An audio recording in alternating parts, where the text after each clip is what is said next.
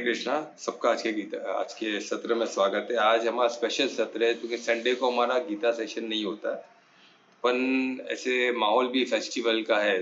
तो दिवाली का फेस्टिवल है, हम सब जानते हैं। दिवाली 5 दिनों की होती है, तो हम उसका भी देखेंगे। दिवाली एक्चुअली उसका मीनिंग क्या है, उस हम आज डिटेल में जितना हो सके उतना समय के दौरान, और जो परमात्मा जैसे चाहते हैं उस तरह हम चलेंगे।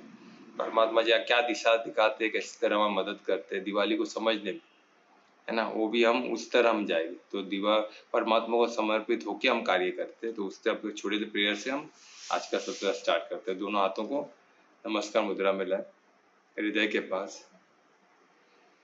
लंबी गहरी श्वास ले, हर श्वास को परमात्मा से जोड़े,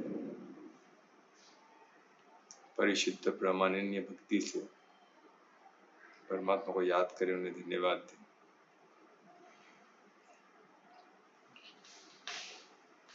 इस फेस्टिवल में, इस त्योहार के माहौल में, दीपावली का त्योहार जो इतना मधुरम त्योहार है, पूरी दुनिया में मनाया जाता है। इस त्योहार को इस द्रव्य यज्ञ करना समझ, इसको ज्ञान यज्ञ में, द्रव्य यज्ञ में जो करते हो तो हम करें, इसके अलावा इसको ज्ञान यज्ञ को भी समझे और ज्ञान स्वरूप बन के दिवाली को सही मायने में जी। आपके आशीर्वाद से हम ज्ञान को, दिवाली को समझ सके और ज्ञान स्वरूप बन के दिवाली को जी। फिर से परमात्मा को धन्यवाद देते हुए हाथों में दर्शन करें। हाथों की ऊर्जा को आंखों में चेहरों पे लगाए। ओम श्री गणेशाय नमः। हम स्टार्ट करते हैं आज का सत्र। जैसा आज के सत्र का हमने टॉपिक ही रखा है दिवाली की शुभकामनाएं, सेलिब्रेशन ऑफ दिवाली। पर किसना कैसे डार्कनेस से लाइट की तरफ, यानी अंधकार से प्रकाश की तरफ। तो इसका एक तो क्लियर है कि इसका कुछ दिवाली का, सिर्फ दिवाली हम जो सेलिब्रेट करते हैं जिस तरह फटाखे जलाना, मिठाई बांटना, सिर्फ उतना अर्थ नहीं है। ये तो हम सब जानते हैं कि इसका दिया जलाने का भी एक पर्पस होता है कि, है ना। नहीं तो हमारा तो इलेक्ट्रिसिटी है, फिर भी दिया क्यों जलाते हैं? एक सिंबलाइज जो एक बोलते ना हजारों सालों से चला है कि अंधकार से प्रकाश की ओर जाने, तो उसे हम डिटेल में जानेंगे। तो अभी जैसे दिवाली हम बोलते हैं ना, तो एक वो शांति मंत्र है, बहुत प्यारा मंत्र है वो, मेरे को बहुत प्यारा है मंत्र दिवाली में। और कोई भी ऐसे शुभ कार्य में बहुत काम का है, तो उससे हम रिलेट करते हो, तो वो मैं मंत्र बोलना चाहूंगा। तो सब मेरे साथ बोलोगे तो अच्छा रहेगा। शांति मंत्र है, ओम असतो मां सद्गमय, तमसो मां ज्योतिर्गमय, मृत्यो मां अमृतगमय। इतना ब्यूटीफुल मंत्र है, ये दिवाली को इतना रिप्रेजेंट करता है। तो इसमें अब इसको मैं इसका अर्थ, इसका मीनिंग बताऊंगा। इसमें पहले तो असतो मां सद्गमय। असतो मां असत से हमें सत की तरफ लेके, हमें असत से सत, यानी असत इसको बोलते हैं, मैं पहले ही बता चुका, टेम्पररी। जो चीज टेम्पररी है, जो चीज मालूम है आज है कल चेंज हो, कुछ भी आज दिन है तो रात है, अभी आज रात है तो दिन आने वाला है, दुख है तो सुख आने वाला है। जो परमानेंट नहीं है, बॉडी है तो बॉडी आज है कल नहीं रहेगा। कुछ भी चीज है, सबका अपना एक स्टार्ट है, एक बिगनिंग है, एंड है। कुछ भी चीज परमानेंट नहीं है, हर चीज कंटिन्यूस चेंजिंग है, परिवर्तन होते ही रहता है। हर चीज में कंटिन्यूस परिवर्तन है, किसी का समय कम है, किसी का ज्यादा है। पर ऐसे सद भी है तो सद भी है, आत्मा सत है, यानी जो परमानेंट है, पहले भी थी, आज भी वो हमेशा रहेगी।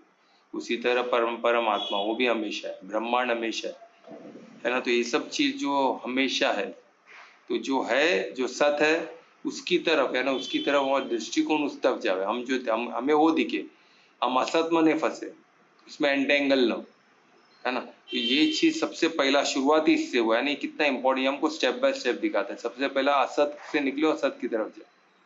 फिर सेकेंड इसमें बता तमसोमा ज्योतिर्गमय। तमसोमा भी ये क्या आंतरिक की बात है, सत और असत बाहर की चीज है ना। शरीर भी असत है, तो शरीर ये वो भी बाहरी चीज होगा, अभी अंदरी चीज है ना, और सूक्ष्म में जा रहे हैं। तमसोमा यानी इग्नोरेंस, अंधकार, यानी ज्ञान का न होना, अज्ञानता भी बोल सकते हैं इसको। अज्ञान से ज्ञान की तरफ, प्रकाश यानी ज्ञान को रिजेंबल करता है प्रकाश। फॉर एग्जाम्पल अभी देखिए अंधकार क्या है, अंधकार को अभी से लाइट, अंधकार का अपना कुछ अस्तित्व नहीं। लाइट की अनुपस्थिति को ही प्रकाश हुआ, यानी जो प्रकाश है उसकी अनुपस्थिति को ही अंधकार बोला जाता है। जैसे अंधकार है, आप लाइट ऑन करो तो अंधकार गुल हो जाएगा, है ना। अंधकार का अपने आप में कुछ अस्तित्व नहीं, वो प्रकाश की कमी है। तो उसी तरह अज्ञानता के भी अपना कुछ अस्तित्व नहीं, वो ज्ञान की कमी है। तो हमें क्या करना है, ज्ञान का प्रकाश जगाना। ज्ञान का प्रकाश क्या होता है, राइट अंडरस्टैंडिंग ऑफ नॉलेज, हर चीज को सही तरह से समझना। सिर्फ इंफॉर्मेशन ज्ञान नहीं है, ये हमको क्लियर होना चाहिए। नॉलेज इंफॉर्मेशन वो तो चाहिए, पर उसको समझने की शक्ति वो भी परमात्मा से मिलती है। तो परमात्मा का आह्वान करके, और परमात्मा जिस तरह उसको समझा है उस तरह हम समझे। जैसे गीता में, गीता का एक्चुअल मीनिंग क्या हम समझते हैं, हर श्लोक को समझ रहे हैं ना। तो गीता कृष्ण ने जिस तरह बोला है, अर्जुन ने जिस तरह समझा है, उसी तरह हम समझे। उसके लिए परमात्मा का आशीर्वाद चाहिए, उसके भी करने, इसलिए हम हर चीज परमात्मा के आशीर्वाद से स्टार्ट करते हैं। तो उसी तरह ये अज्ञानता का ज्ञान की तरह, तो ये होने से ये सेकेंड स्टेप है। पहले जैसे असत में पड़ेगा तो ज्ञान नहीं आने वाला, जैसे हम सत की तरफ देखना चालू करें तो हमारा क्या होगा, अज्ञानता से ज्ञान की तरफ ऑटोमेटिक कदम बढ़ गया, समझो। तो ये सेकेंड है। अभी थर्ड देखिए कितना प्यारा है, मृत्यु और माँ अमृत गमय। तो हम क्या हो जाएगा, हम खुद असत से सत की, यानी बॉडी, जो बॉडी कॉन्शियस से हम सोल कॉन्शियस में चले, आत्मिक स्थिति में चले। आत्मिक स्थिति में क्या हो गया, सत की स्थिति, यानी अमृत की स्थिति, जिसका कोई अंत नहीं, यानी हम खुद अमृत तत्व से ही बने, समझो अमृत तत्व के ही पार्ट है, यानी सत के ही पार्ट, जिसका कोई अंत नहीं है। तो सोचो ये मंत्र हमें वही रास्ता दिखाता है जो गीता में, उसको ये संक्षेप में हमें बताता है। तो इस ऐसे संक्षेप, इससे साथ, यानी दिवाली का मतलब ही है कि हमें सत से असत के, असत से सत की तरफ जाना है ना। तमो से सतो की तरफ या ज्योति की तरफ, ज्योतिर की तरफ जाना, और मृत्यु से जीवन मरण के साइकिल से निकल के हमें दिव्यता को प्राप्त करना है ना, आत्मिक स्थिति में जाना है जो अमृत की तरफ है। उसका कोई अंत नहीं है, उसका कोई स्टार्ट नहीं है, उसका कोई बिगिनिंग भी नहीं है, उसका कोई एंड भी नहीं है ना। तो ये इतना ब्यूटीफुल मंत्र, तो आज मेरे को इच्छा थी कि इसके स्टार्ट करें, तो हम इसके स्टार्ट किया। तो धन्यवाद सबका जो आए, सभी को, सभी साधकों को, सभी जो भी इधर उपस्थित है उन सबको दिवाली की शुभकामनाएं, और जो नहीं उपस्थित है उनको भी दिवाली की शुभकामनाएं, और जो रिकॉर्डिंग के माध्यम से हमसे जुड़ेंगे उनको भी दिवाली की शुभकामनाएं। ठीक है, तो सबको दिवाली की शुभकामनाएं। अभी हम दिवाली को समझते हैं कि दिवाली है क्या, दीपावली। अभी दीपावली देखिए, हम इंग्लिश में दिवाली बोलते हैं, पर इसका हिंदी में जब हम वर्डिंग देखते हैं उसका दीपावली है ना। तो वर्डिंग में भी फर्क पड़ जाता है। अभी हम दिवाली लिखते हैं इंग्लिश में, पर इसका हिंदी में क्या होता है, दीपावली, यानी दीप जला के जो स्वागत किया था। तो किस तरह ये होता है हम देखेंगे। तो आज हम इधर इकट्ठे हुए दिवाली को समझने के लिए या सेलिब्रेट करने के लिए, पर हम उसको सिर्फ दियों का फेस्टिवल या फिर सिर्फ मिठाई बांटते, हम मिलते एक दूसरे को, वहां तक न सीमित रखते हुए हम इसको और डीपर, और इसको द्रव्य यज्ञ तक ना रखते। वो सब द्रव्य यज्ञ, वो भी जरूरी है, क्योंकि द्रव्य यज्ञ से क्या होता है, द्रव्य यज्ञ यानी मटेरियल से, कि हम दिया जाए, ऑयल लाए, दिया लैंप लाए, फिर उसको हमने जलाया, आगे सब मटेरियल चीज है, सब भौतिक चीज है। फिर हमने अच्छे कपड़े पहने, फिर हम लोगों से मुलाकात की, सबको मिले, मिठाइयाँ खाई, खुशी मनाए, ये सब भौतिक चीज है। ये सब मानते कि नहीं मानते, सब भौतिक है। तो ये जरूरी है कि नहीं, ये भी जरूरी है, बहुत जरूरी है, जरूरी नहीं ऐसा नहीं, पर सिर्फ इसमें ही फंसे रहे तो हम क्या हो गया, हम मटेरियल में फंसे। हमको ये सब करते, हमको ज्ञान यज्ञ है, पर ये जो द्रव्य यज्ञ, इसको द्रव्य यज्ञ बोलते हैं, जो हमने गीता में देखा, राइट। तो मैं गीता का क्यों करता हूँ, हमको ये रिलेट करेंगे कैसा गीता ज्ञान हमको आज दिवाली की सही अर्थ तक लेके जाएगा। तो हम इसको द्रव्य यज्ञ तक ना फंसे रहे, द्रव्य यज्ञ के पीछे के ज्ञान यज्ञ को समझे। और ज्ञान यज्ञ क्या है, उसका हम डिटेल पे जाएंगे। ज्ञान यज्ञ समझ में क्या होगा, तो हम एक वो जी पाएंगे दिवाली, जैसे पहले के लोग, हमारे जो पूर्वज जिया करते थे, और कैसे खुद का मंगल करते थे, औरों का मंगल, उसी तरह हम भी कर पाएंगे। नहीं तो सिर्फ द्रव्य में फंसे रहेंगे तो क्या होगा, हमारे से गलती, पाप भी हो जाता है, कभी दिखावा हो जाता है, जेलसी में हम चले जाते हैं, कंपटीशन में चले जाते हैं, वो सब गड़बड़ हो जाता है। मटेरियल में वही होगा ना, मटेरियल टेम्परेरी चीज है आज की, और आज किसके पास कुछ है, किसके पास कुछ है, सबके पास सब नहीं हो सकता, किसी के पास ज्यादा होगा, किसी के पास कम होगा, है ना। तो मटेरियल में फंसे रहेंगे तो वो कंपैरिजन होगा ही, और कंपैरिजन में दुख होगा ही, जेलसी होगी, नेगेटिविटी आएगी, तो उसमें न फंसते हुए उसको हमको ज्ञान यज्ञ में लेके जाना। ठीक है, तो इसमें हमको आंतरिक की तरफ देखना है। और इसमें एक चीज देखा गया कि आंतरिक लक्ष्मी जो बोलते हैं ना, आंतरिक लक्ष्मी का क्या है? एक तो आंतरिक प्रकाश, सब आंतरिक, आंतरिक प्रकाश यानी ज्ञान की बात हो रही है। आंतरिक लक्ष्मी यानी अभी लक्ष्मी को सिर्फ धन लक्ष्मी को ही देखा जाता है, पर हम महालक्ष्मी की बात कर रहे हैं। ये चीज हमको समझना है। महालक्ष्मी के अनेक रूप है, उसमें से सबसे इम्पोर्टेंट बिंदु जो धन लक्ष्मी महालक्ष्मी का एक स्वरूप है। तो वैसे ज्ञान लक्ष्मी भी महालक्ष्मी का ही स्वरूप है। तो हम किधर न किधर ज्ञान लक्ष्मी को हम दीपावली के दिन भूल जाते हैं। हमको महालक्ष्मी को याद करना है। महालक्ष्मी में धन लक्ष्मी, ज्ञान लक्ष्मी, सब लक्ष्मी आ गई, यानी सब समृद्धि का हिस्सा है। जब ज्ञान और महालक्ष्मी मिलती तो क्या होता है, हम डिटेल में देखें तो ये हमको आंतरिक लक्ष्मी को, हमारे अंदर जो लक्ष्मी माता है उनको याद करना है ना। तो वो बात हो रही है। अभी हम जाएंगे ऐतिहासिक और इसका बोलते हैं ना हिस्टोरिकल और कल्चरल एसेंस पे, यानी हिस्टोरिकली दीपावली का क्या महत्व है, जो अभी तक जो चले आ रहा है ना, जो हिस्टोरिकली हम दीपावली क्यों मनाते हैं, या उसका क्या इम्पोर्टेंस है, उसका कल्चरल क्या इम्पोर्टेंस है, यानी ऐतिहासिक, और इसका हम कल्चरल क्या बोलते हैं, सांस्कृतिक सार देखेंगे पहला, है ना। हिस्टोरिक, ऐतिहासिक और सांस्कृतिक सार, यानी हिस्टोरिक एंड कल्चरल एसेंस को देखेंगे। ठीक है, फिर हम आगे धीरे धीरे बढ़ेंगे तो क्या हमारा स्टेप बाय स्टेप हमारा प्रोसेस क्लियर होते रहेगा।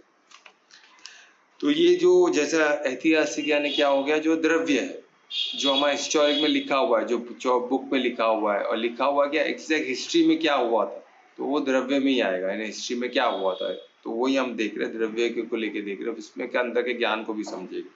ठीक है, अभी भगवान राम की वापसी हुई थी, दिवाली हम इसलिए मनाते हैं, यानी हिस्टोरिकली भगवान राम की वापसी कहाँ से, तो हम याद करें कि 14 साल में उनको वनवास हुआ था, राइट। राम जी का जो जीवन हम देखेंगे तो 14 साल के पहले वो एक प्रिंस थे ना, बहुत बड़े राजा के बेटे थे, जो गुरुकुल से शिक्षा ग्रहण करके आए थे।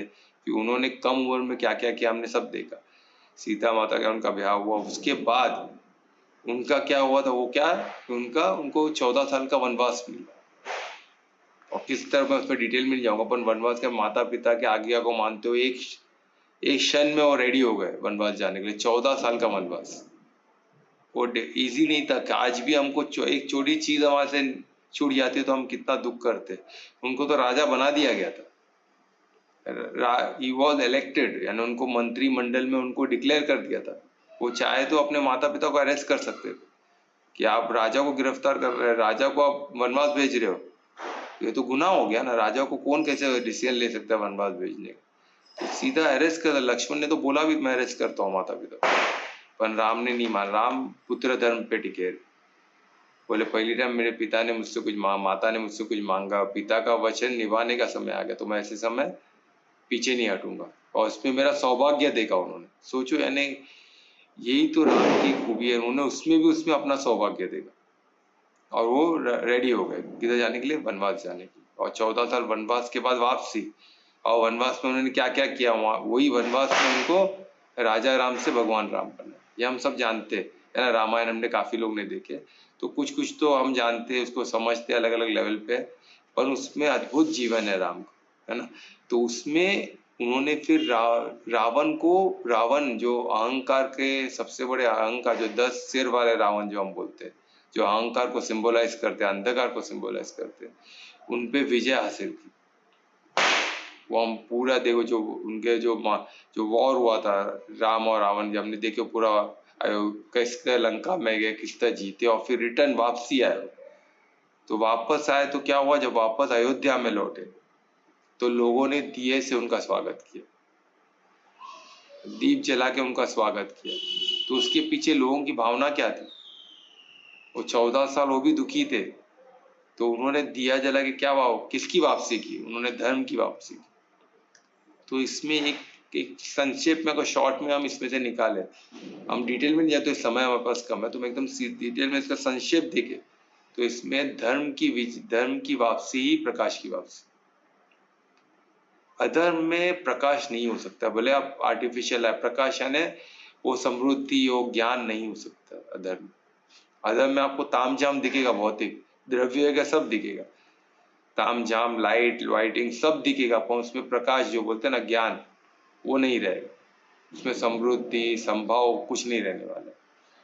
जो दिव्यता के दिव्य प्रकाश की बात कर रहा हूँ वो नहीं रहेगा। वो वापसी, जब धर्म के वापसी से ही अयोध्या के वासियों ने दिखाया कि जब राम आए तो उनके साथ प्रकाश आया, पूरी रात दिया जल रही थी और वो सब इतने खुश थे क्योंकि उन्होंने धर्म की वापसी देखी राम के साथ। तो ये ऐसे अद्भुत राम है, तो उनके वापसी में दीपावली मनाया जाता है। तो हमको ये सब याद रख के दिवाली मनाना है कि ये धर्म की वापसी है जो प्रकाश के थ्रू हम मनाते हैं, है ना। तो धर्म की वापसी है क्या, ऐसे हम प्रकाश जला रहे धर्म नहीं है, ऐसा तो क्या मतलब है उस प्रकाश का, कि वो सिर्फ द्रव्य हो गया। तो हमको क्या धर्म की वापसी देखना है, क्या हम धर्म पे चल रहे हैं, तो उस प्रकाश जलाने का मतलब है। नहीं तो द्रव्य रह जाएगा, वो ज्ञान यज्ञ में कन्वर्ट नहीं हुआ। अगर वो ज्ञान में कब कन्वर्ट होगा, जब आप उसको धर्म की वापसी बोल के धर्म को भी चेक करोगे अपने आप में। ठीक है, तो ये एक प्रसंग है, जो एक इवेंट है, हिस्टोरिक इवेंट, जिससे हम दीपावली मनाया जाता है। और इवेंट है तो बिल्कुल और भी इवेंट है। एक इवेंट है जिसमें महालक्ष्मी का जन्म भी इसी दिन हुआ। जो जिसको पता है कि मंथन हुआ था, समुद्र मंथन, तो समुद्र मंथन के समय महालक्ष्मी का जन्म हुआ। जो लास्ट जो उसमें से निकला था महामंथन से, वो महालक्ष्मी निकला, तो लक्ष्मी का इसी से जन्म हुआ बोलते। तो उसलिए भी ये दिवाली ऑस्पिशियस है। और उसमें मंथन का क्या अर्थ है, ये किधर से मंथन हुआ था, समुद्र में हुआ था। जो समुद्र का कॉन्शियसनेस है, हमको सिर्फ समुद्र बोल के उसको द्रव्य में नहीं देखे, वो समुद्र है ना, ओशन, जो ब्रह्मांड का जो ओशन है, उसके कॉन्शियसनेस में से मंथन से वो निकला। तो उसी तरह हमारा जो कॉन्शियसनेस है उसका मंथन करेंगे हम ज्ञान से, भक्ति से, तो उसमें से हमारा जो अमृत निकलेगा, जो सार निकलेगा। तो वो लक्ष्मी को हमको ऐसे निकालना, जो महालक्ष्मी को निकाला हमारे भीतर की महालक्ष्मी, जो बताता ना कि अपने भीतर की लक्ष्मी, अपने भीतर के ज्ञान को कैसे निकाले, कैसे निकलेगी मंथन से। और कैसा मंथन, ज्ञान का और भक्ति का। जो ये हमने जो अभी इसके पे शांति मंत्र देखे, उसमें क्लियरली लिखा है हमें क्या करना है।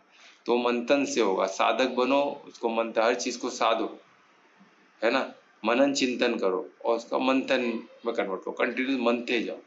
तो वैसे मनते के तो क्या निकलेगा, महालक्ष्मी, हमारे भीतर की महालक्ष्मी हम पाते हो। और महालक्ष्मी यानी धन लक्ष्मी भी और सरस ज्ञान लक्ष्मी, और भी जो स्वरूप है महालक्ष्मी की, पूर्ण नाम देखे, सब कुछ हमारे भीतर हो, भीतर ही हमारे, किधर बाहर जाने की जरूरत नहीं है। तो हम भी ब्रह्मांड का एक अंश ही है ना, जो ब्रह्मांड में हम में भी है। जो समर मंथन जो हुआ था ब्रह्मांड में, वो हमारे अंदर भी मंथन हो सकता है, पर वो मंथन बन रहा कर्म में अधिकार किसका है, हमारा, जो परमात्मा से इंटरफेयर नहीं करते, तो वो मंथन हमें ही करना पड़ेगा, कोई और नहीं करने वाला। तभी तो वो पूरा ब्रह्मांड का मंथन था, बहुत बड़ा मंथन, तो उसमें देवी देवता राक्षस सब हिस्सा लिए थे, है ना। तो वो बहुत बड़े स्तर पे हुआ था। पर हमारे शरीर के अंदर का मंथन के लिए आप सोचेंगे परमात्मा भी ऐसे देवी देवता को बोला मंथन हमारे अंदर हो, तो नहीं होना, हमारे अंदर हमको ही करना पड़ेगा। तो हम में इतनी शक्ति है, तो बिल्कुल है, परमात्मा ने हमको अधिकार भी दिया, शक्ति भी दी, कर्म पे पूरा अधिकार दिया, और उतनी शक्ति भी हमको दी, वो विवेक भी दिया गया ना। तो कब यूज करेंगे, वो शक्ति है ना, ऐश्वर्य है परमात्मा, तो वो ऐश्वर्य को कब हम यूज करेंगे, तो यूज करेंगे तो ये अब मंथन होगा, मंथन होगा तो ही अंदर के लक्ष्मी निकले। बाहर पूजा पाठ ये सब भी जो द्रव्य है वो भी जरूरी है, पर वो सब भी मंथन का पाठ होना चाहिए, क्योंकि अंदर मंथन से ही आंतरिक लक्ष्मी का ये विकास जो प्रकट हो गया, हमें प्राप्ति होगी लक्ष्मी। ठीक है, उसी तरह और तीसरा जो इसमें है, और भी प्रयोग, और भी वजह थे, तो और भी वजह थे। तो जो राजा विक्रमादित्य जो राजा है, उनका भी राज अभिषेक इसी दिन हुआ। तो ऐसे बहुत सारे प्रसंग है, उसमें से एक प्रसंग है जो मेरे को मिला है, महावीर का निर्माण। तो महावीर जैन है, उनका निर्माण भी इसी दिन हुआ था। वो निर्वाणा में गए थे, वो भी इसी दिन हुआ था। उसके अलावा जो सिख के गुरु है, वो जेल से छूटे भी इसी दिन थे, जेल से उन्हें मुक्ति भी इसी दिन मिली थी। जो उनको कैद कर दिया गया था, तो ऐसे उनको मुक्ति भी इसी दिन हुई थी। तो इसी तरह काफी परंपराओं में इस दिवाली का, इस दिन का महत्व बहुत है। इसलिए दिवाली की बोलते हैं ना, आध्यात्म में हर जगह में आध्यात्म के उन्नति में दिवाली को देखा जाता है। इसलिए दिवाली को आप देखोगे सभी सभी लोग, बहुत सारे लोग, बहुत सारे जाति पाति के लोग, बहुत सारे उसको क्या बोला जाएगा, परंपराओं के लोग दिवाली को सेलिब्रेट करते हैं। आपको विभिन्न परंपराओं के लोग इसको सेलिब्रेट करते हुए दिखेंगे। बिकॉज उस दिन, मैं तो इसमें लिमिटेड बताया, और भी होंगे जहाँ तक मुझे मिला है, जहाँ तक मुझे पता मैंने बताने की कोशिश की। और भी इसमें दिनों, दिवाली के दिन ऐसे अद्भुत और भी हिस्टोरिक इवेंट हो गए जो हम आज के सेशन में नहीं ले पा रहे। तो किसको मालूम हो तो ऐड भी कर सकते हैं इधर, तो कहाँ भी हम इसको उल्लेख करेंगे बिल्कुल। तो ये इतने जो मुझे अभी इस सेशन के लिए जो मुझे याद है तो मैंने बताया। तो ऐसे अद्भुत ये दिवाली का दिन है, तो ये सब चीज को हम याद करें और इसको द्रव्य से ज्ञान यज्ञ तक लेके जाए। ठीक है, अभी हम देखेंगे दिवाली का यौगिक और जो बोलते हैं ना आध्यात्मिक, इसका प्रयोग कैसे है। आध्यात्मिक और यौगिक फिलोसफी, आध्यात्मिक से इसका क्या दृष्टिकोण होना चाहिए, तो उस पर हम चलेंगे।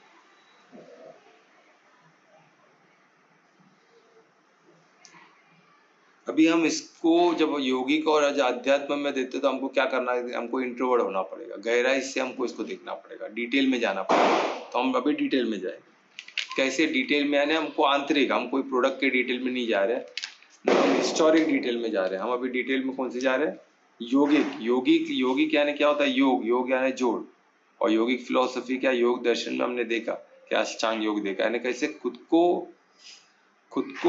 पे मेहनत करना है ना, साधक बन के हर चीज को साधना, यानी स्व परिवर्तन से विश्व परिवर्तन। तो उस तरह हम कैसे इसको देखें, कैसे डिटेल में हम इसको देखें उसको।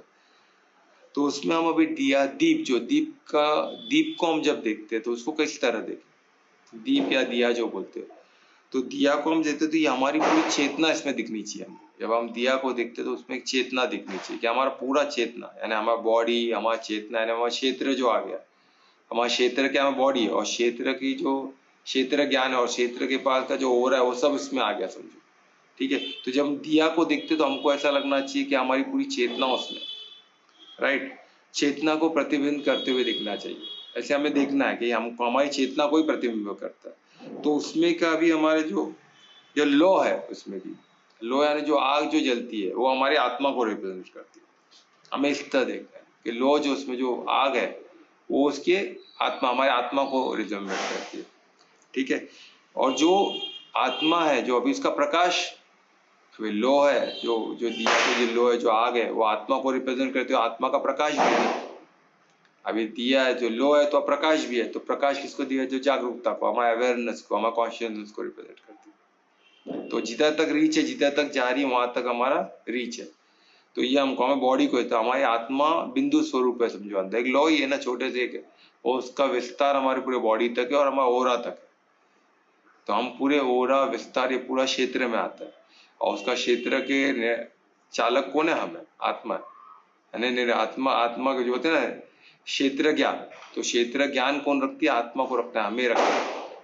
जो हम इसके चालक है, हमको उसका ज्ञान होना चाहिए कि क्षेत्र ज्ञान, तो हम इसको दिया को ऐसे देख सकते हैं। ठीक है, तो इसमें ये हो गया। और उसके अलावा उसकी जो बत्ती है, जो उसका रस्सी जो उसको जिसपे लो जलती है, उसको हम अहंकार समझे तो हमको हेल्प होगा ऐसे सोचने से। अहंकार यानी क्या, जो फॉल्स ईगो है,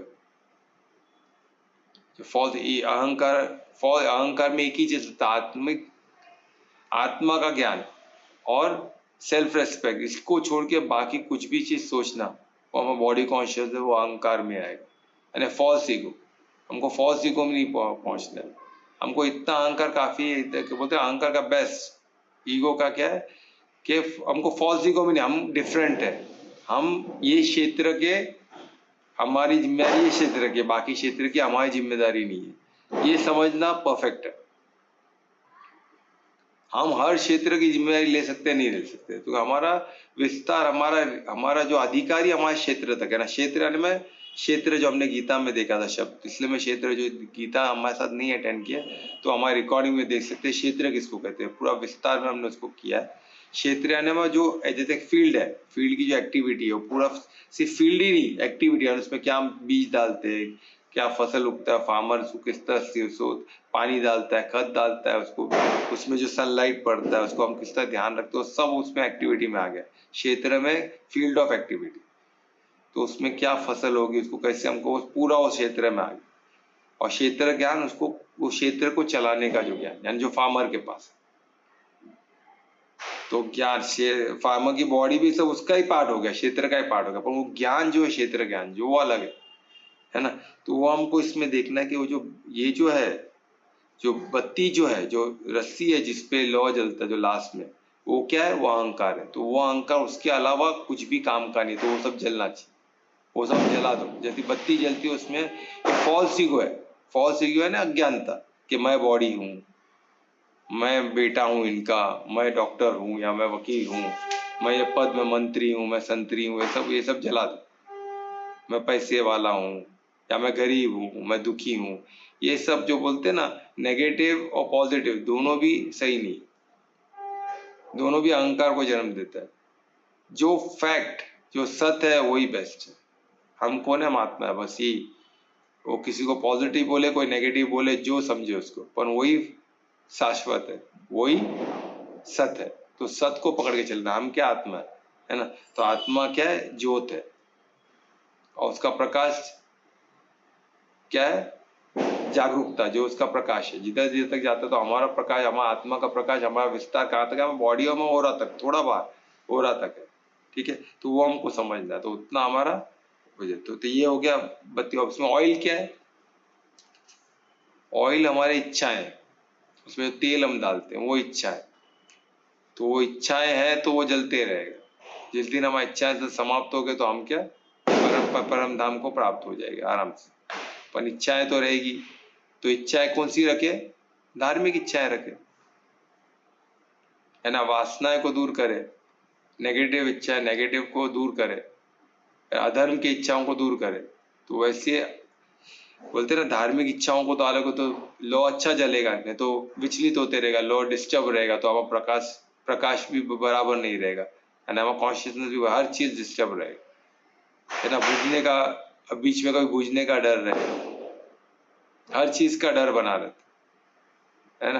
तो आत्मा बीच में बुझ गया, तो आत्मा अपना कार्य किए बगैर निकल गई, तो क्या होगा, फिर वो प्रारब्ध के हिसाब से फिर कोई योनि में आएगी, फिर वही जीवन मृत्यु का चक्कर चलता रहेगा। तो ये चीज से हमको बचना है, तो हमको क्या करना पड़ेगा, उस ज्ञान से हमको दिया को देखना है। तो दिया, हर दिया हमको अगर ये ज्ञान दिलाती है, सिर्फ द्रव्य नहीं, एक यज्ञ का, एक ज्ञान यज्ञ की तरफ लेके आती है कि हम क्या है, तो हमें किस चीज का ध्यान देना है, तो बहुत अच्छा। फिर जितना दिया चलो उतना सीख आपको मिलेगा, उतने बार याद आएगा आपको क्या करना, तो ब्यूटीफुल हो गया। तो हमको इसको धीरे धीरे हमको क्या करना है, दिया जाता है अंदर के सब अहंकार को जलाना है, और आत्मिक चमक को लौट जाएगी। जो हमारा आत्मिक की ऊर्जा है वो जलेगी, और उसमें हम स्थिर रहेंगे, तो हमारा चेतना भी प्योर हो जाएगी, हमको कोई भी फॉल्स ईगो नहीं रहेगा, ठीक है। तो ये एक हो गया इसका। अभी इसका दूसरा है रावण और राम के बारे में, उसको लेके हम किस तरह ज्ञान क्या सोचे, है ना। हमारे और रावण और राम हम बाहर ढूंढते बैठेंगे, तो बाहर है ये, अब ये किस बात की हो रही है, अभी हमारे भीतर। अभी ज्ञान में क्या सोचना है, रावण और राम दोनों ही हमारे भीतर, राम भी हमारे भीतर है, रावण भी हमारे भीतर है, बाहर किधर ढूंढते बैठेंगे। बॉडी तो सब हमारा है ही नहीं ना, बॉडी तो प्रकृति का हिस्सा है, तो वो तीन मोड में चलता है। हमने देखा गीता में सब लिखा था, है ना, तमो रजो सतो, ये तीन मोड में चलता है। तो उसका अधिकार तो अभी रावण कौन है, रावण बॉडी नहीं है, रावण क्या है, राम क्या है, वो हम देखेंगे अभी। रावण क्या है, हम देखते हैं रावण को 10 सिर है। ये 10 सिर किसको रिप्रेजेंट करते हैं, अहंकार को रिप्रेजेंट करते हैं। 10 सिर वाला रावण यानी अहंकार, बहुत ज्यादा अहंकार। तो इन अहंकार को रिप्रेजेंट करते हैं। तो इस अहंकार से हमें बचना है। किस तरह बचना है, अहंकार क्या, अहंकार जननी है हर गलत चीज की, मोह की, है ना, मोह में फंसना यानी अहंकार, अटैचमेंट आसक्ति की, फिर जलसनेस, है ना, ईर्ष्या, फिर और क्या, इसको हिंदी में और क्या क्या बोलेंगे अपना,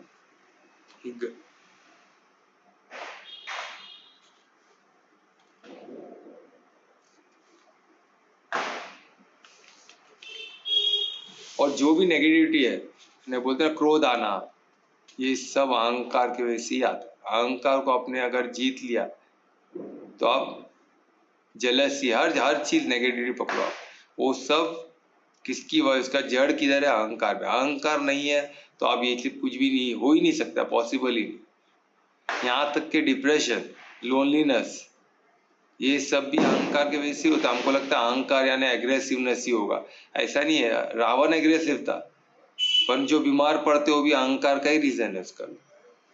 लोनलीनेस, अकेलापन महसूस करना, खुद को इन्फीरियर मारना, ये भी तो अहंकार से ही है। कोई तो आसक्ति है ना, कोई तो आसक्ति है तो उससे होता है, तो ये सब उसी का नतीजा है। तो ये हमको समझ, ठीक है।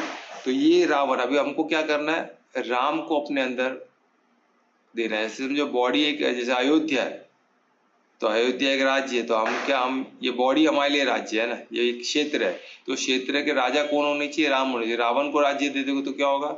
लंका का जो हाल हुआ वही होगा, कोई हनुमान आएंगे और जला के जाएगा। तो धर्म की स्थापना तो होनी है ना, तो ये हमको याद रखना है। फिर तो ये तो हमको क्या करना है? राम बन के अयोध्या के निर्माण, अंदर के राम को ये करना है। और राम को जब हमने राज्य दे दिया तो अयोध्या, तो क्या होगा? धर्म की वापसी, और धर्म की वापसी यानी प्रकाश की वापसी, यानी ज्ञान की वापसी। तो ये हमको इस तरह देखना। जब हम रावण जब सिंबलाइज करते, जब रावण को जलाते, तो हमको यही चीज को याद रखना है कि हम अंदर के भीतर के राम को जलाए। तो हमें क्या करना है कि अंदर के राम को राज्य देना है। राम अंदर है, ये समझ के चलो आप। रावण भी अंदर है, राम भी हमारे भीतर ही है, पर हम किसको राज्य देते हैं आपका? जब हम अहंकार में आते हैं या फिर हम जो गुस्सा होते हैं, तो हमने किसको दे दिया? राज्य किसको दे दिया? रावण को दे दिया। जब हम प्रेम में रहते, एकदम प्रेम, जब हम ज्ञान को इम्पोर्टेंस देते हैं, है ना, जब ज्ञान की होते हैं, हमें जब हम प्रेम से भक्ति को ध्यान देते, तो हम क्या कर रहे हैं? राम को, जब हम साधक बन के किसी को साधते, विवेक का यूज करते हैं और धर्म पे चलने की कोशिश करते हैं, तो हम किसको राज्य दे रहे हैं? राम को राज्य दे रहे हैं। इधर हम परिशुद्ध प्रेम से काम करते, करुणा को यूज करते, तो हम किसको? करुणा, प्रेम, ये सब किसके? राम के है ना। जब आप करुणा में रहते हो तो आप राम का राज्य चल रहा है। जब आप परिशुद्ध प्रेम में हो तो राम का राज्य चल रहा है। जब दया दिखाते हो तो राम का राज्य चल रहा है। जब आप रावण जैसे जो राक्षसों का वध करते हो, तो भी आप राम के पथ पे चल रहे हो, है ना। जब धर्म के लोगों को आप बचाते हो, उनको सहायक, उनका मददगार बनते हो, तो आप राम किस पे चल रहे हो। जब राक्षसों के मददगार बनते हो तो आप रावण किस पे चल रहे हो। ये क्लियर है, सच्ची आपको समझना है। सिर्फ वायलेंस को नहीं देखना है, वायलेंस यानी रावण यानी वायलेंस, राम यानी नो वायलेंस, ऐसा नहीं है। राम यानी धर्म की जीत, रावण यानी अधर्म की जीत। अगर आप अधर्म को जिताते हो, उसका पक्ष लेके, या फिर धर्म का पक्ष न लेते हुए, तो भी आप रावण ही। अगर आप राम हो तो आपने अधर्म का पक्ष, अधर्म का नाश किया, आपने धर्म का पक्ष लिया, धर्म के साथ थे आप, आपने अधर्म का नाश किया, जो भी अधर्मी लोग को वहां से बाहर किया, तो भी आप राम ही हो। वायलेंस यूज हुआ है, तो राम ने भी तो रावण को मारा ही था ना, बाण से मारा ही था, तो उसको उसको हत्या ही बोला जाएगा ना, पर वो धर्म के स्थापना के लिए मारा। तो ये हमको याद रखना है, हमको उसको अदरवाइज नहीं लेना, ठीक है। तो हम अभी कुछ चीजें तो डिफेंड हमको खुद को करना है, तो इसे हमको एज राम बोल के, धर्म के लिए हमको धर्म को याद रखना है। उसके अलावा कुछ भी हम सोचते हैं तो हम क्या कर रहे हैं? खुद के खिलाफ ही रावण को ही हम, अज्ञानता में पड़े तो रावण राज्य समझ, ज्ञान में, राइट अंडरस्टैंडिंग ऑफ नॉलेज, धर्म के परिपेक्ष में देखना है, तो हम राम को राज्य दे रहे, सिंपल, ठीक है। तो उसके अलावा इसका एक बहुत इंपॉर्टेंट पार्ट है, अभी दूसरा जो तीसरा एस्पेक्ट है, उसका ये एस्पेक्ट ये है कि हमने अभी किसको, जो अध्यात्म और योग के हिसाब से बोल रहा हूँ, तो उसमें हमको क्या साधना है? अभी हम जब आंतरिक जो लक्ष्मी जब हम धन खरीदते, धनतेरस में धन खरीदते, या फिर हम कुछ भी पूजा पाठ रखते, कुछ भी करते, हम लक्ष्मी माता को याद करते, तो हमको महालक्ष्मी को याद करना बहुत जरूरी है। सिर्फ धन को करोगे, सिर्फ धन लक्ष्मी को करोगे, धन लक्ष्मी भी है, धन लक्ष्मी, पर धन लक्ष्मी बिगर ज्ञान लक्ष्मी के धन का क्या, वो अस्थायी हो जाती है, यानी बोलते ना लाइवलेस। वो धन बहुत रहेगा, वो उसका कोई बोलते ना, फिर भी आप सुखी नहीं रहोगे। मैं ऐसे काफी लोग को जानता हूँ, धन अपार पड़ा हुआ पर वो सुखी नहीं है, बेचैन है। ऐसे ऐसे लोग को जानता हूँ, क्या बोलो, हजारों करोड़ के आसामी, पर बेचैन है, दुखी है, बीमार है। शारीरिक बीमारी तो एक बार समझ, अपन इतना बेचैन, इतना डरे हुए, इतने सहमे हुए, क्या मतलब है इतने पैसे? क्योंकि वो अस्थायी हो गई ना, क्योंकि उधर ज्ञान ज्ञान लक्ष्मी की कमी है, सिंपल। तो ज्ञान, और सिर्फ ज्ञान लक्ष्मी रहे और धन लक्ष्मी नहीं रहे तो क्या है? तो ड्राई हो गया वो लक्ष्मी, तो ज्ञान का कोई मतलब ही नहीं है। तो ज्ञान का भी तभी मतलब, ज्ञान क्या होता है? ज्ञान यानी उसको यूज नहीं कर पा रहे हो आप, वो भी स्थायी ज्ञान हो गया। सिर्फ उसको क्या है, सिर्फ आप बोल रहे हो पर आप खुद उसको साध नहीं रहे, जीवन आपका ज्ञान स्वरूप नहीं हो रहा। ज्ञान स्वरूप होगा तो धन लक्ष्मी आपके साथ ही होगी। धन लक्ष्मी यानी प्रॉस्पेरिटी। सिर्फ धन का मतलब सिर्फ हम पैसे से पकड़ ले तो भी गलत है। हम आगे देखेंगे उसको कि धन किसको बोलते, धनतेरस का क्या मतलब है, हम वो भी देखेंगे। तो ठीक है, तो ये हो गया।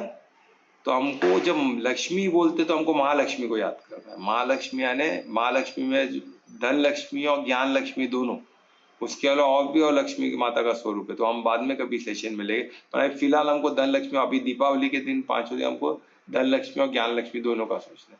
तो ये दोनों रहेगी, और विष्णु जी के इनके कॉन्शियसनेस में, तो उनको उसमें हमको क्या होता है, हमारा बोलते हैं प्रॉस्पेरिटी। ये हमारी लाइफ में बोलते हैं ना, खुशी आनंद की स्थिति में हम रह पाएंगे। ये दो भी साथ चाहिए, और साथ में हम कॉन्शियसनेस। कॉन्शियसनेस कहाँ से मिलेगा हमको? उनको कॉन्शियसली याद करें, उनको कॉन्शियसली उनको समझे, वो हमको विष्णु जी से मिलेगा, है ना। तो ये सब होने से हमें हमारे लाइफ में उन्नति, प्रगति, ये सब होगी। और कैसे? अध्यात्म की प्रगति, फिजिकल प्रगति, मेंटल, सब इमोशनल, हर चीज में हमें प्रगति निश्चित है। अध्यात्मक भी, सब चीज में हम प्रगति करेंगे, सब चीज में हम उन्नति करेंगे, है ना। और सबको वही चाहिए। सिर्फ फिजिकल प्रगति हो रही है, धन बढ़ रहा है, और बाकी अध्यात्म zero, emotional zero, mental zero, तो ये ना चलेगा। सब जगह हमको प्रगति चाहिए, तभी तो जीवन है ना। तो जीवन भी मल्टी डायमेंशन है। उसी तरह हमको हर डायमेंशन में हमको परफेक्ट उन्नति चाहिए। वो कब होगा?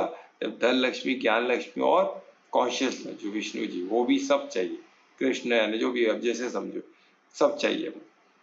ठीक है, पर मैंने परमात्मा, इन शॉर्ट परमात्मा का वास हो, उधर सब मंगल ही मंगल।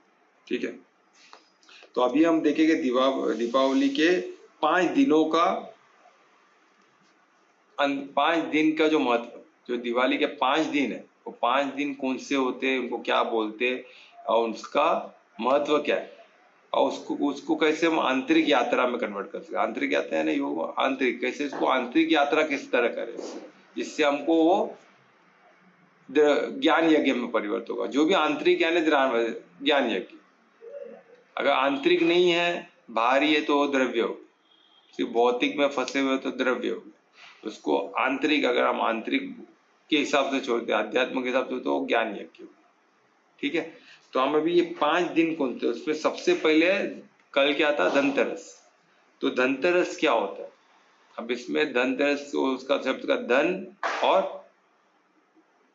तरस, तो धनतेरस, तो धन हो गया। धन सिर्फ सोने को ही धन बोला जाएगा, सब सोना लेने जाते हैं, चांदी लेने, मेटल लेने जाते हैं, तो यही बोला जाएगा कि उसके अलावा भी कुछ है? उसके अलावा भी बहुत कुछ। धन यानी सिर्फ वेल्थ की बात नहीं, हेल्थ की भी बात हो रही है, यानी मेंटल, इमोशनल, फिजिकल, अध्यात्म, सबकी उन्नति, वही हम बोल रहे हैं। तो उसको उसी तरह से देखना है हमको। उसको सिर्फ मेटल, भौतिक, एक डायमेंशन फिजिकली पड़े रहोगे, फिजिकली पैसा, इससे तो फिर हम फंस जाएंगे। फिर हमारा ओवरऑल फिर स्थायी बन जाएगा, ओवरऑल हमारा डेवलपमेंट नहीं हो पाएगा। अगर हमको ओवरऑल डेवलपमेंट करना है तो उसको धन को हम मेंटल, फिजिकल, आध्यात्मिक, हेल्थ, सब वेल्थ, सब रूप से देखना पड़ेगा। ठीक है, तो ये हो गया।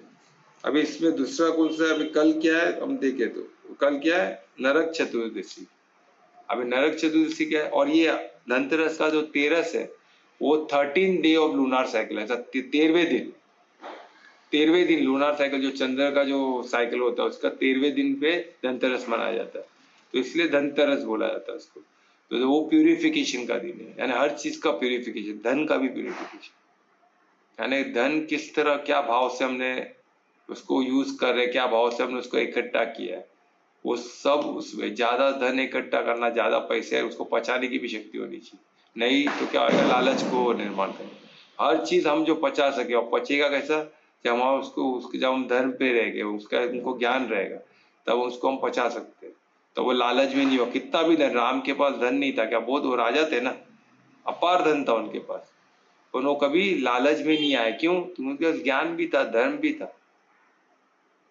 तो कितना भी धन आएगा तो उसका यूज करने उनको आता है, उसका संरक्षण आता है, वो कई के लिए, लोगों के लिए, सबके लिए, तो सबका विकास के लिए, तो वो वैसे उस तरह सोचना।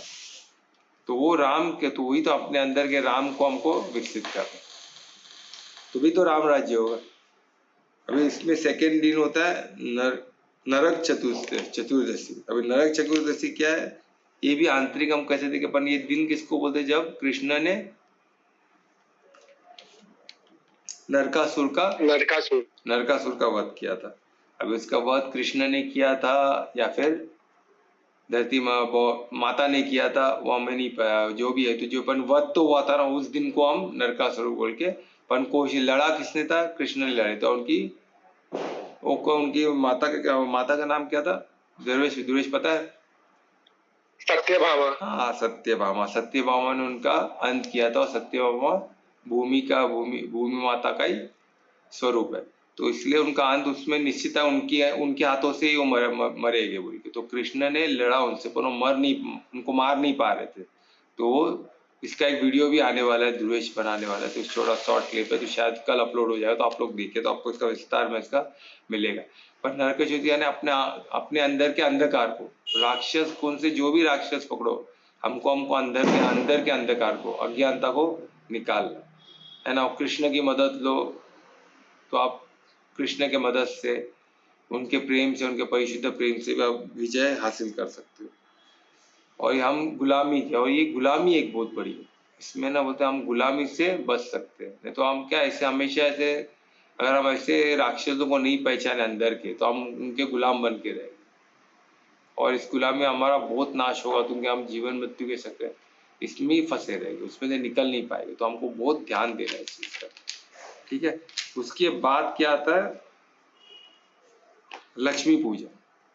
अभी लक्ष्मी पूजन में अगेन, पूजा सिर्फ धन लक्ष्मी नहीं, महालक्ष्मी की हम पूजा करते, तो महालक्ष्मी में क्या आ गए, ज्ञान लक्ष्मी, धन लक्ष्मी, सबकी पूजा है ना।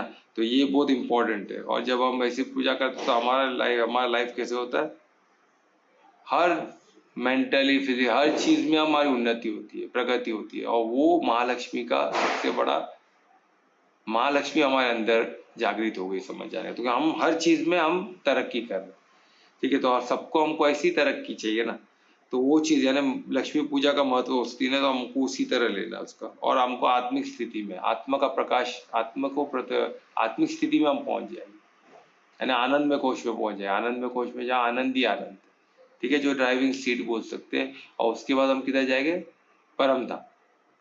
तो ऐसे उन्नति के लिए हमें क्या करना है, लक्ष्मी पूजा उस स्थिति में रह के करना। फिर उसके बाद कौन सा है, गोवर्धन पूजा। गोवर्धन पूजा जो है, जिसमें कृष्ण ने गोवर्धन पर्वत उठा लिए थे, तो वो भी उसकी पूजा, वो उस दिन है, उस दिन गोवर्धन पूजा पर्वत उठा लिए, तो उस दिन क्या हमको उसकी पूजा करना है ना। तो उस दिन पूजा कैसे करना है हमको, प्रकृति की पूजा। गोवर्धन रिजेंबल किसको होती है, प्रकृति, जो प्रकृति से हमको सब कुछ छाया प्रकट करती है। सोचो इतने बड़े संकट में गोवर्धन पर्वत नहीं होता तो क्या होता, अब इमेजिन करो, किसका, कोई इंद्र देवता के साथ, इंद्र देवता से बचा है जो गोवर्धन पर्वत पे। सोचो इंद्र देवता, उनकी यानी वो देवता है जिसके हाथ में पूरा प्रकृति का नियम है, तो उनसे बचाना ने इतने बड़े तूफान से बचाया, तो सोचो शक्ति, यानी प्रकृति की शक्ति को आप समझो।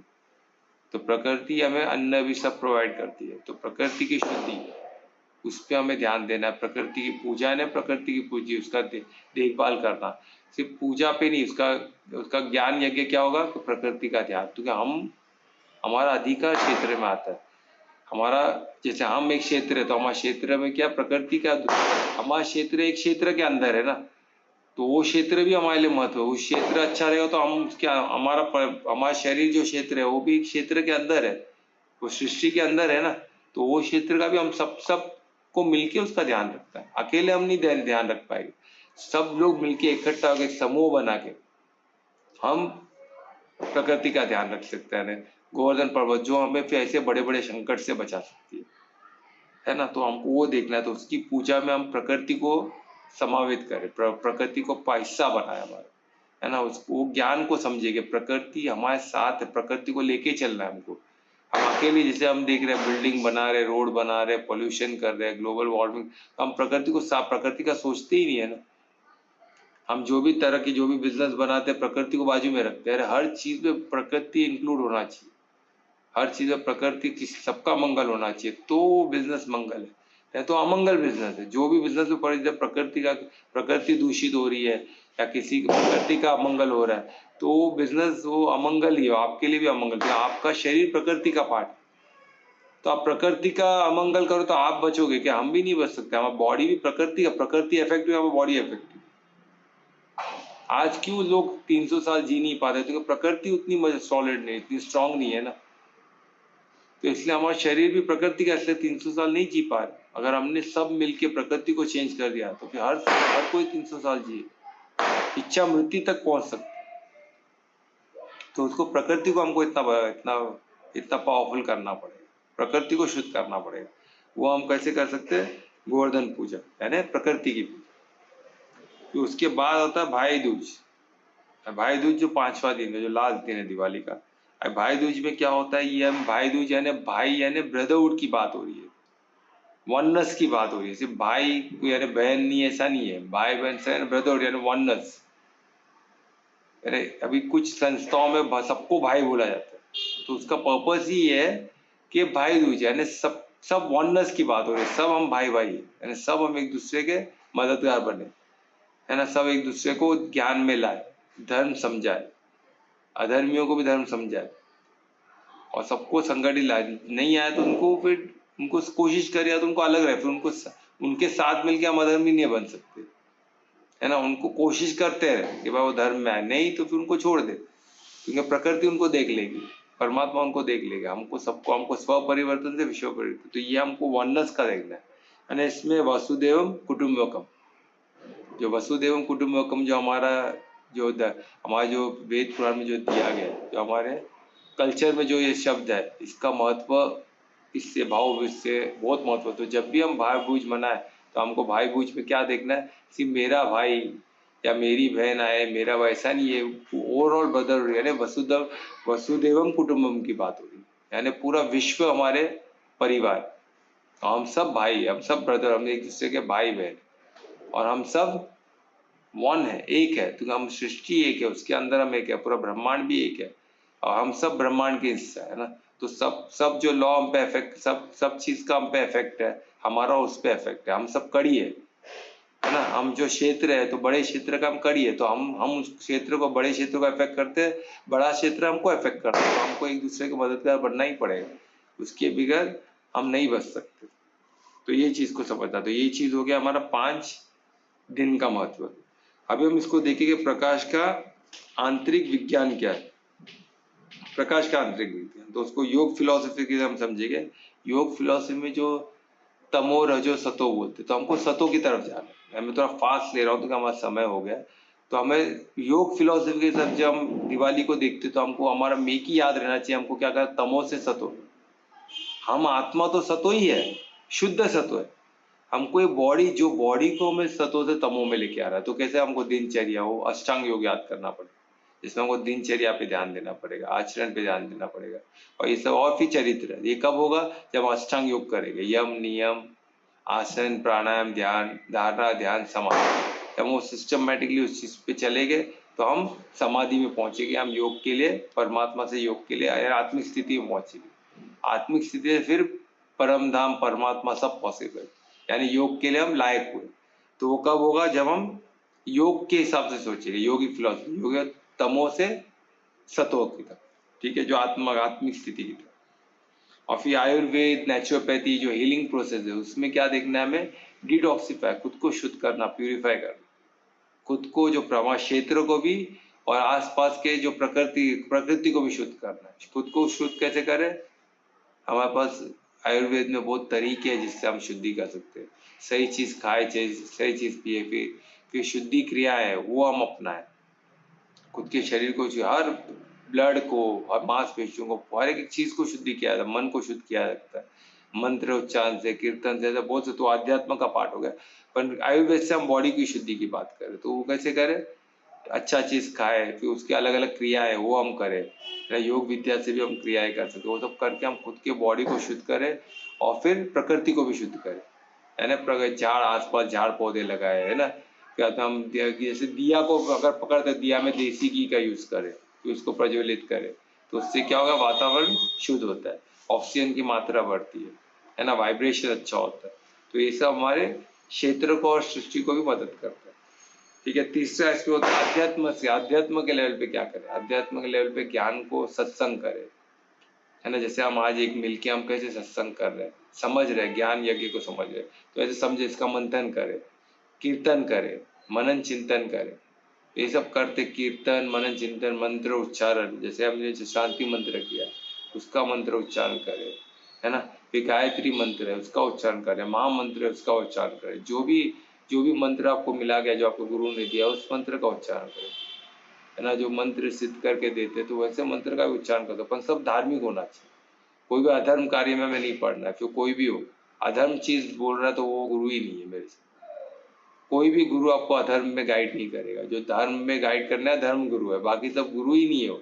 धर्म गुरु छोड़ तो उनको गुरु ही नहीं मानना, वो सब अधर्मी लोग, है ना। फिर अधर्म के गुरु हमारे गुरु नहीं हो सकते, उनके हो गया, हमें उसमें नहीं पढ़ना। सिंपल, जो धर्म के नहीं वो हमारे नहीं, वे गुरु भी नहीं। द्रोणाचार्य अर्जुन के सामने थे तो द्रोणाचार्य भी गुरु, उन्होंने कृष्ण को गुरु बनाया ना। द्रोणाचार्य सामने थे, अधर्म में खड़े थे, तो कैंसल, वो गुरु ही नहीं है, उसका भी वध करने के लिए रेडी थे कृष्ण अर्जुन। जो भी अधर्म में रहेगा वो गुरु क्या कुछ भी नहीं हो सकता, वो अधर्मी देखा, उसको अधर्मी बोल के ही देख लेगा, सब टाइटल खत्म, अधर्मी बस खत्म। उनसे सिर्फ करुणा, उससे ज्यादा कुछ हम करने, उनके मदद का सिर्फ ज्ञान के बन सकते हैं, उसके अलावा कुछ नहीं। हमारे सामने आके युद्ध के लिए आए तो उनका खात्मा, वो भी जरूरी है। तुम्हें धर्म की स्थापना कैसे होगी, वैसे होगी ना। वही तो गीता पूरा उस पे ही है, गीता पढ़े और समझे कि क्या, कैसे हम जिए, कैसे अधर्म से बचे। और फिर ये हो गया अध्यात्म का। अभी इसमें हम देखेंगे कि जो लाइट का, जो प्रकाश का जो हमको बताया जाता है, तो किस किस्म के प्रकाश, तो मैं साधक के हिसाब से 5 प्रकाश आपको बताऊंगा, उसको आपको डेली आपके जीवन में उसको यूज करें। सबसे पहला होता है कि हमारा जीवन लाइट द लैंप ऑफ कौन सा, कृतज्ञता, यानी ग्रेटिट्यूड। ये बहुत जरूरी है। सबसे पहला हमको दिया जलाना है ग्रेटिट्यूड का, सबसे पहले light the lamp of gratitude, कृतज्ञता। कृतज्ञता से ही आप खुश रहोगे। कृतज्ञता आपको खुश रख सकता है, आपको आनंद स्थिति में रख सकता है, क्योंकि कृतज्ञता जननी है, संतुष्ट आपको रख सकता है। जितना आप कृतज्ञता नहीं व्यक्त करोगे तो आप कभी संतुष्ट नहीं, और जब संतुष्टि नहीं, हैप्पीनेस ही नहीं आपके लाइफ में, तो बाकी सब कुछ नहीं मतलब।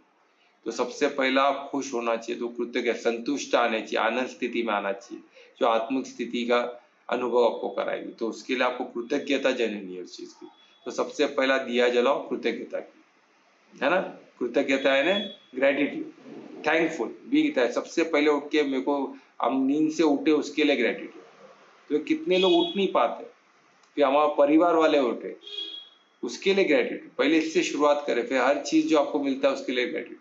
सबसे पहला इस चीज के लिए ग्रेटिट्यूड, कृतज्ञता। कृतज्ञता बहुत प्यारा वर्ड है, कृतज्ञता। आभारी बोल सकते हैं, आभारी बोल सकते हैं, पर कृतज्ञता उससे बढ़कर, कृतज्ञता अंदर से आती है। आभारी बोलते हो, आभारी हम बोलते ना, सिर्फ एक फेस वैल्यू हो सकता है, पर कृतज्ञता अंदर से आता है। वो शब्द इतना बोलो ना, कृतज्ञता बोलो, वो आंतरिक चीज होगी, यानी आत्मिक स्थिति में बहुत अंदर से, है ना। तो कृतज्ञता वर्ड यूज करना बहुत प्यारा शब्द है, मुझे बहुत प्यारा लगता है, उसको साधो कृतज्ञता। तो आभारी, आपको उसका आभारी भी अच्छा वर्ड है, पर आभारी यानी कोई बर्डन लगता है। कृतज्ञता बहुत प्यारा है, वो शिथिल है और बहुत डेप्थ है कृतज्ञता में, उसको साधो।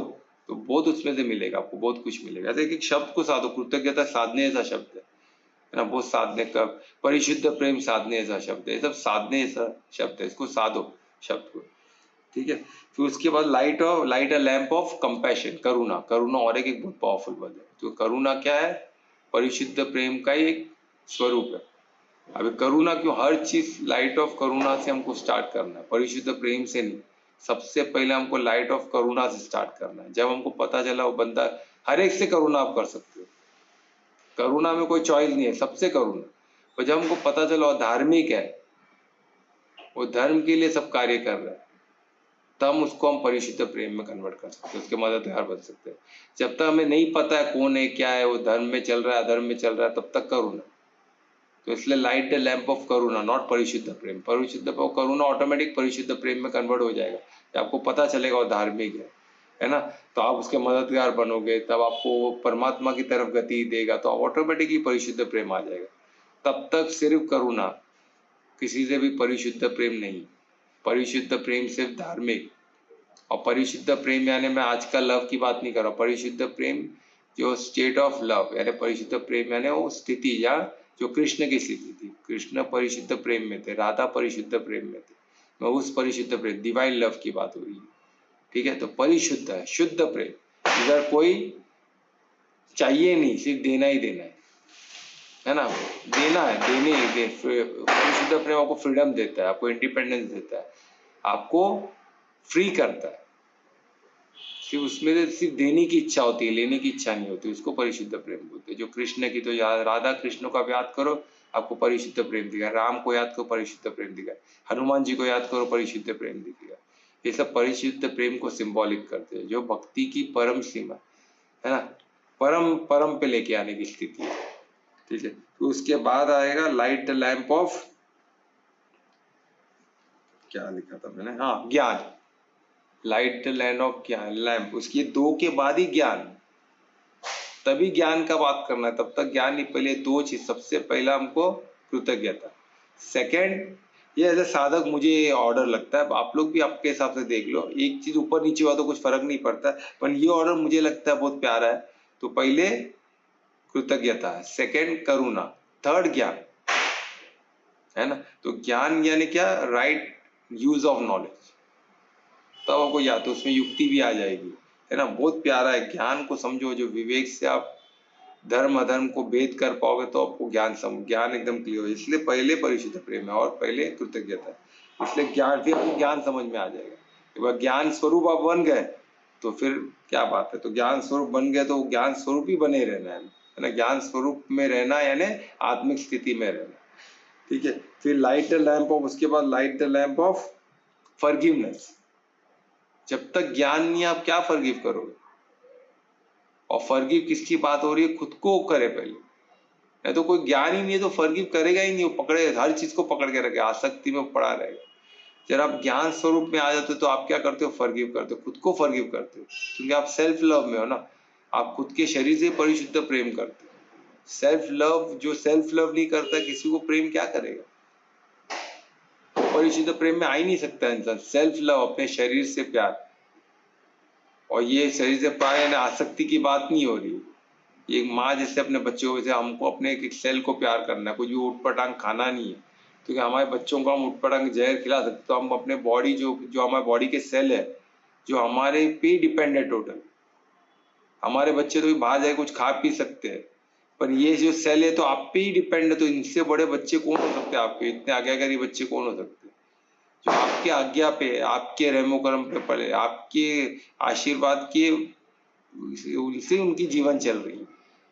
आप उनको खात्मा भी कर, कितने सुसाइड कर देते तो पूरे बॉडी को मार देते ना, अपने बच्चों को मार दिए, तो ये क्या मतलब है इसका?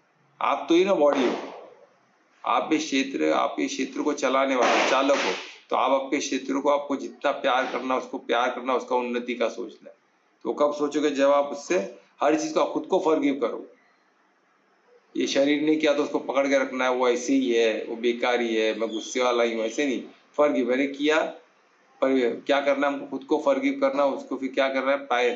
प्रायश्चित करना है, उसको हम खुद को चेंज करना है, यानी क्या करना है? तमो से सतो तक जाना है। वो फॉरगिवनेस पहली सीढ़ी हो चीज की, तो हर चीज को पकड़ के रखे, उसने मेरे साथ किया मुझे बदला लेना ही पड़ेगा तो हो गया काम। अरे तो आपको जो करना है करो, सब करो। ज्ञान अन्याय को सहना नहीं है, पर उसके बारे में खुद को उसके बारे में सोचते रहना। तो सामने वाले को फॉरगिव करना है ना, उसको आपको फॉरगिव करना, और उसको अज्ञान को सहना, वो बोलते ना अन्याय को सहना नहीं है, अन्याय के विरुद्ध खड़े रहना है, खुद को अन्याय से जीतना है। पर कैसे? परिशुद्ध प्रेम से, करुणा से, रोके डर से, बोलते ना गुस्से में, वो सब नहीं कार्य करना है, शांति से। तो उसमें आपकी विजय निश्चित है। जैसे राम कैसे रावण को कितना मौका दिए, क्योंकि वो राम से उनको कोई निजी ही नहीं था, भाई वो मेरा काम कर दे, खत्म होगी बात, आज भी मैं उनके माफ कर देता हूँ। कितने लोग ने उसको बोले कि अभी भी पैर पड़ ले, सीता माता को दे दे, बस हो गया, तू बच जाएगा। वाकई में बच जाता हो उसका पर नहीं, अहंकार था ना, वो फॉरगिव नहीं कर सकता था। जो फॉरगिव नहीं कर सकता उनका रावण जैसे हालत होता है। कितनी भी सोने की लंका हो, कितना भी शक्ति हो, सब जीरो हो जाएगा। क्यों? क्योंकि वो फॉरगिव नहीं करता। फॉरगिव करना बहुत बड़ी शक्ति है, जो आपको आगे लेके आती है, आपकी उन्नति का रास्ता के, आपको जीत की मार्ग पे लेके आती है। क्योंकि आप क्या फ्री हो गए, फिर आप न्याय की स्थापना कर सकते हो, धर्म की स्थापना कर सकते हो, आप जीत सकते हो, आप विजय हो सकते हो। फिर उसके बाद लास्ट में है light the lamp of Joy. Last में आप खुद खुश नहीं हो, दुनिया को क्या आप लाइट करोगे खुशी की? तो पहले आप ये सब करोगे, तब खुशी आप सही मायने में हम आनंद स्थिति में, आनंद में कोश में रहोगे, तभी आनंद में कोश में ही रह के आनंद बांटा जा सकता है ना। आम का पेड़ ही आम देगा ना, जो आम का पेड़ ही नहीं, आम कहाँ से देगा? जिसके पास खुद के पास आम नहीं हो, किसको क्या आम देगा? तो वैसे हमारे पास जब तक आनंद स्टेट में हम खुद नहीं, हम किसी को क्या आनंद दे सकते? नहीं दे सकते।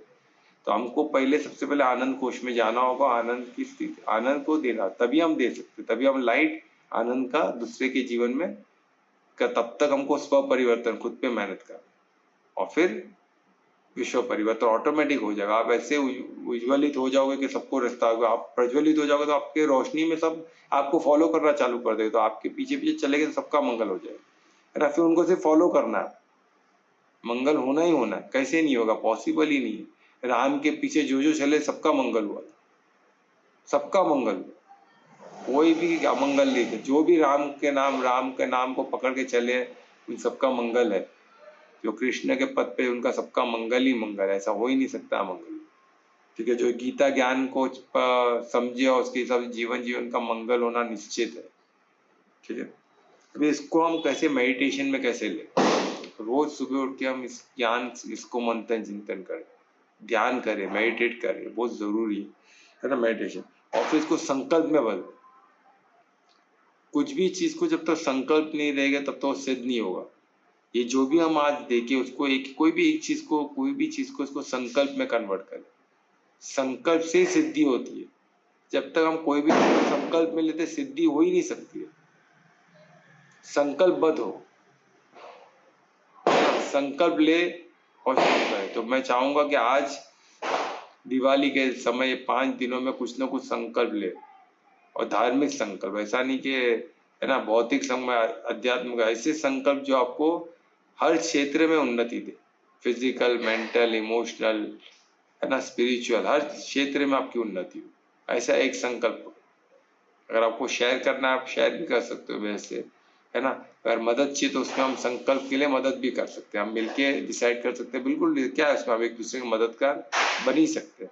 ठीक है, किसी को कुछ मदद कर मुझे कॉल कर सकते हैं, हम मिलके वो डिटेल में उस चीज को देखेंगे। यहाँ हमारा इस चीज के साथ हम यहाँ अपना सत्र समाप्त करते हैं। कोई क्वेश्चन रहेगा तो पूछ सकते हैं प्लीज। कोई क्वेश्चन है?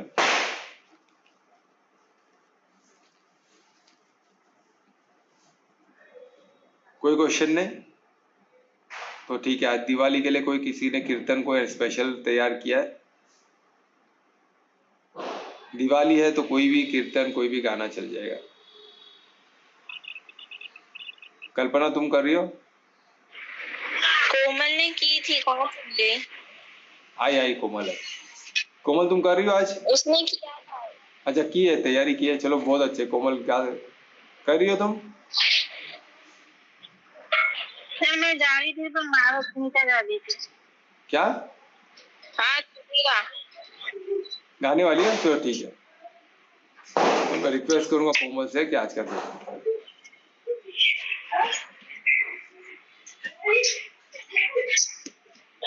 बेटी कृष्णा।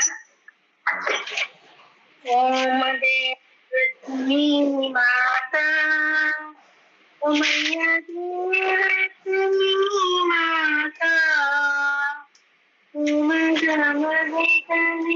सेवा मैया नित वन सेवा विष्णु विधाता ओम लक्ष्मी माता मारो मणि निर्मल तने कंदा उमैया निर्मल तने कंदा सूर्य चंद्र विराट सूर्य चंद्र विराट भारत मुनि धन दाता ओम देवलक्ष्मी माता दुर्गा रूपमणि निर्मल करे बंदा उमैया निर्मल करे बंदा प्रभा परिचय विधि दाता ओम देवलक्ष्मी माता तुम पाता निवास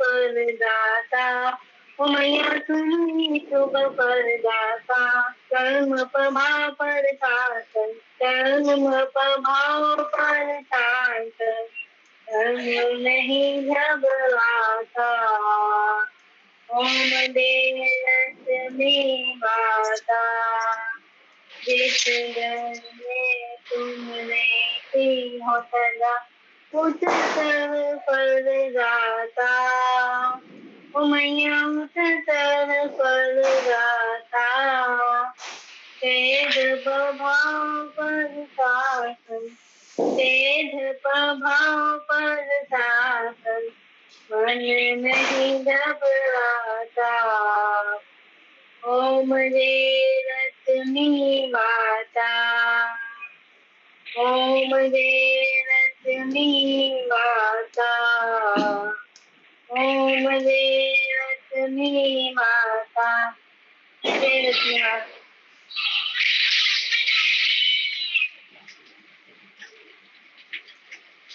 बहुत अच्छे कोमल दी को कोमल ने माँ लक्ष्मी माता का भी स्वरूप का दर्शन करा है। मैं बहुत अच्छा, धन्यवाद।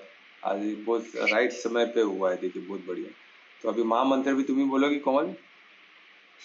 हाँ, तो मैं रिक्वेस्ट करूंगा कोमल को माँ मंत्र बोलते। हरे कृष्णा कृष्ण कृष्णा हरे हरे हरे राम राम राम हरे हरे हरे कृष्णा कृष्ण कृष्णा हरे हरे हरे राम राम राम हरे हरे हरे कृष्णा कृष्ण कृष्णा हरे हरे हरे राम राम राम हरे हरे।